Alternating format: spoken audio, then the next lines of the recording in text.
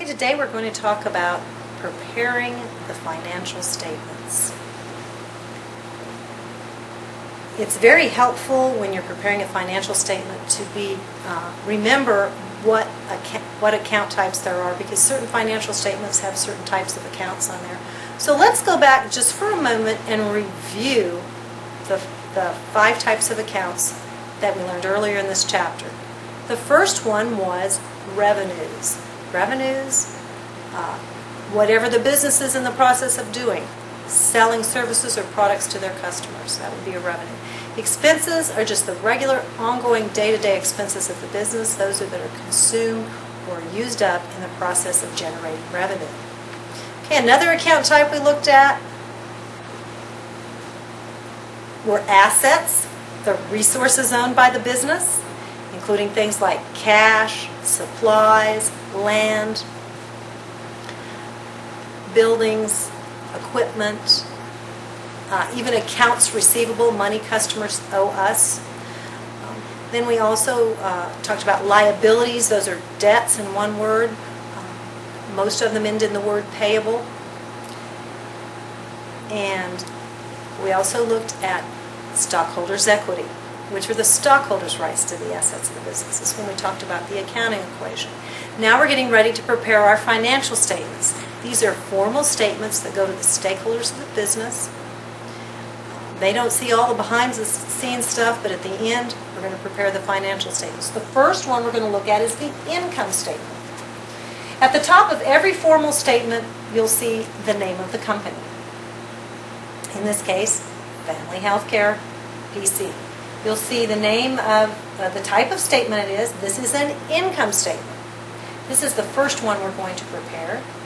And we're always preparing an income statement for a period of time. Okay, this one was prepared for the month ended October 31st, 2011. We can prepare a financial statement for a year, for a quarter, for a 6-month period. It's always going to be the last day of the month. The first thing listed up here at the top on the income statement are revenues. And the only revenue account we've looked at so far is fees earned. Is this a service business? They provide services.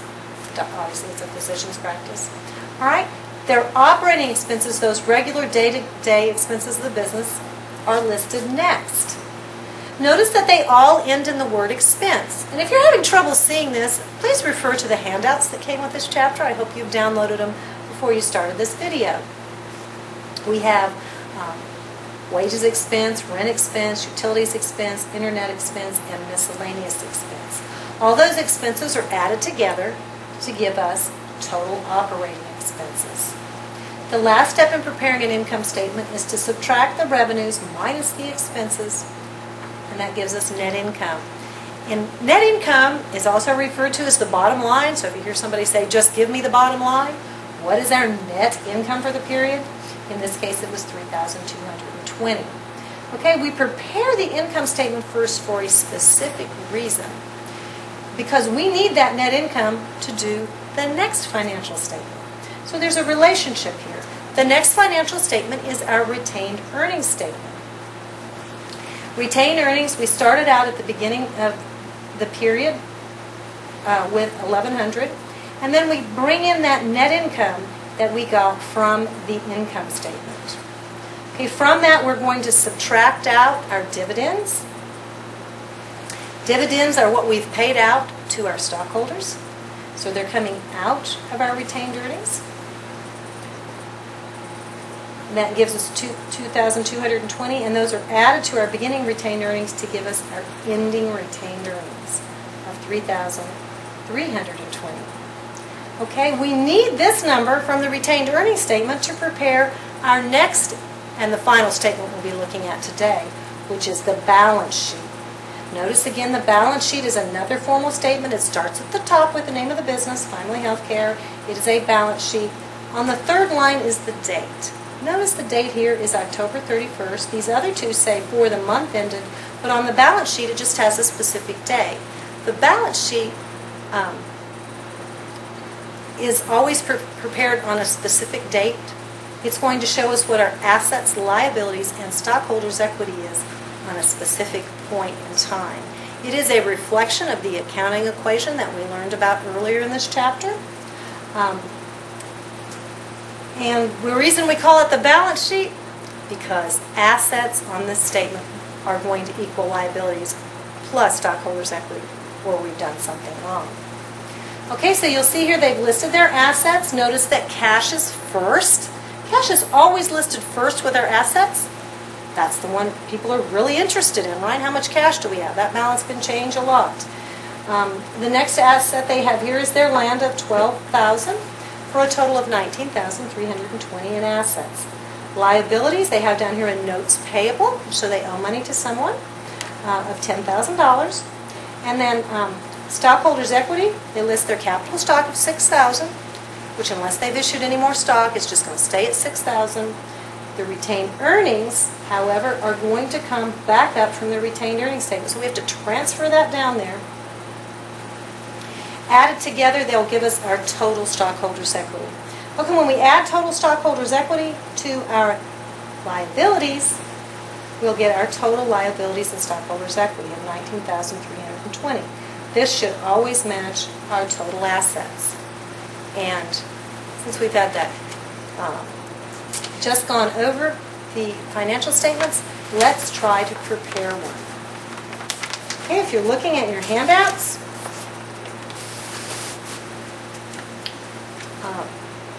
you should have some blank paper for these. So, and we need to start with the income statement first.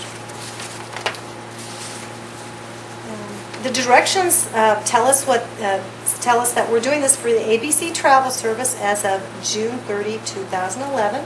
So I can go ahead and put that up here because the name of the company goes on the top, ABC Travel Service. On the second line, and I already have this typed in for you, is the income statement. On the third line is going to be the period of time. Now, if we read this, it says it's as of June 30, 2011, the end of the current year. So in that case, we put for the year ended June 30, 2011. Okay, there's some more information here about our retained earnings in the sentences. You always want to read your sentences because there may be some important information there. It tells us the retained earnings and the capital stock balance at the beginning of the year, and it also tells us about the dividends. And so that information will be helpful when we prepare our retained earnings statement. What is going to go on our income statement is only going to be our revenues and expenses.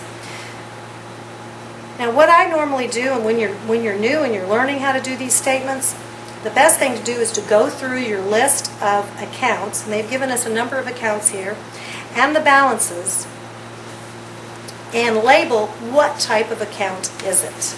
That's going to tell us which statement it goes on. It makes preparing the financial statement so much quicker. Let's first look at accounts payable. What type of account is accounts payable? It ends in the word payable. So it must be a liability or a debt we owe. So if you put an L beside that to signify the account type, that may help you.